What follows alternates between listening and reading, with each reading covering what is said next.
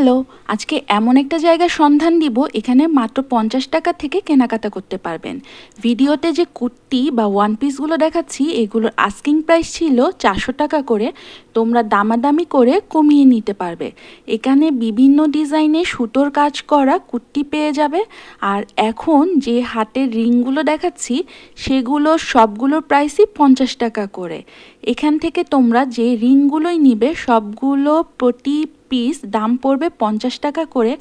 অনেকেই শাড়ির সাথে অথবা একটু ট্রেডিশনাল লুকের জন্য হাতে রিং খুঁজে থাকো, তারা এখান থেকে রিং কালেক্ট করে নিতে পারো। এছাড়া হাতে বানানো ব্যাঙ্গলস, চুড়ি, হ্যান্ডমেড ব্রেসলেট সব কিছুই পেয়ে যাবে এখানে।